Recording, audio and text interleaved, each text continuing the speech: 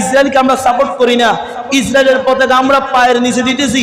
ইসরায়েলকে যে সমস্ত রাষ্ট্র সমর্থন করে, আর্জেন্টিনার, ব্রাজিল সহ অন্যান্য রাষ্ট্র, এই সমস্ত রাষ্ট্রের পতাকাকে ওই সমস্ত আবেগী ব্যক্তিরাই আবার স্বাধীন বাংলাদেশের মধ্যে লাগাচ্ছে। কথা বলেন ঠিক কিনা?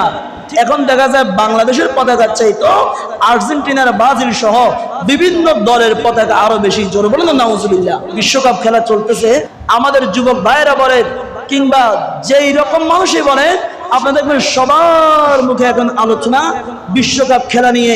বিভিন্ন জন বিভিন্ন জায়গার মধ্যে ব্যানার লাগাচ্ছে।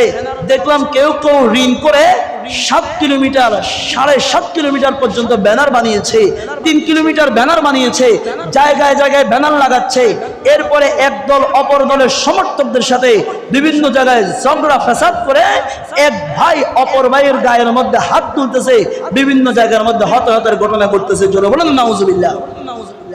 অথচ দেখেন, আমরা একটা মুসলিম রাষ্ট্র, একটা স্বাধীন বাংলাদেশ, মুসলিম কান্ট্রি, আমরা দাবি করে আমরা মুসলিম।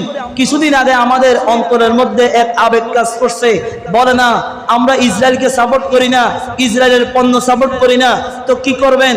ইসরায়েলের পতাকাকে রাস্তায় রাস্তায় এঁকে দিয়েছে, অঙ্কন করেছে, ইসরায়েলের পতাকা রাস্তার মধ্যে গেঁথে দিয়েছে, সেখানের মধ্যে মানুষ জুতা নিয়ে হেঁটেছে। কেন? ভাই ইসরায়েলের প্রতি, ইহুদি নাফরমানদের প্রতি, মুসলমানের দুশ্মনদের প্রতি আমাদের পক্ষ থেকে ঘৃণা। কথা বলেন ঠিক কিনা? এখন সেই ইসরায়েলের সাপোর্টার, ইসরায়েলকে যে সমস্ত রাষ্ট্র সমর্থন করে, আর্জেন্টিনার, ব্রাজিল সহ অন্যান্য রাষ্ট্র, এই সমস্ত রাষ্ট্রের পতাকাকে ওই সমস্ত আবেগী ব্যক্তিরাই আবার স্বাধীন বাংলাদেশের মধ্যে লাগাচ্ছে। কথা বলেন ঠিক কিনা? এখন দেখা যায় বাংলাদেশের পতাকার চাইতো আর্জেন্টিনার, ব্রাজিল সহ বিভিন্ন দলের পতাকা আরো বেশি জোর। বলেন নাউজুবিল্লাহ।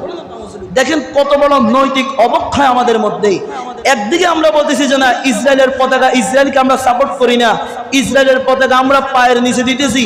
আবার ঠিক সেই আমরাই অপর ব্যক্তির, আমরাই একই ব্যক্তিরা আবার অপর ক্ষেত্রে দেখা যাচ্ছে ওই ইসরায়েলের সমর্থনকারী বিভিন্ন রাষ্ট্র, তাদের পতাকা আমরা নিজের টাকা পয়সা খরচ করে আমরা বিভিন্ন রাস্তায় রাস্তায় উড়াই।